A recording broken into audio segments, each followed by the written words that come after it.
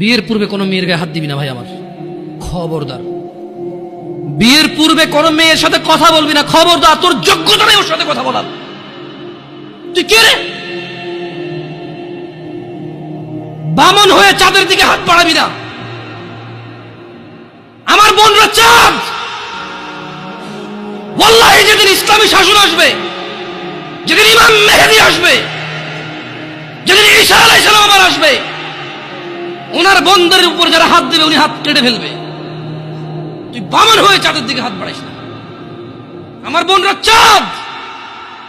ইসলাম মেয়েদেরকে চাঁদ বলেছে আর তোকে বামন বলেছে। বেটা তুই বেটা ছেঁড়া খাতায় শুয়ে লাখ টাকার স্বপ্ন দেখিস, বিয়ের আগে মেয়ের গায়ে হাত দিস? তোর সাহস কত? তোর সাহস কত? তুই জানিস না মুহাম্মদ সাল্লাল্লাহু আলাইহি সাল্লাম বলছে নেক স্ত্রী দুনিয়াতে যা আছে ওর চেয়ে বেশি উত্তম। তুই কি করে ওর গায়ে হাত দিস বিয়ের আগে? তোর সেই যোগ্যতা আছে বল? তোকে আল্লাহ জাহান্নামে ফেলবে, তোকে আল্লাহ জ্বলন্ত আগুনে নিক্ষিপ্ত করবে, তোর শরীর পচবে, তোর শরীরের গন্ধে জাহান্নামীরা থাকতে পারবে না। তোকে আল্লাহ এত নিকৃষ্ট শাস্তি দেবে। কেন?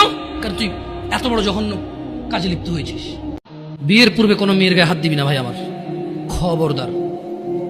বিয়ের পূর্বে কোনো মেয়ের সাথে কথা বলবি না, খবরদার। তোর যোগ্যতা নেই ওর সাথে কথা বলার।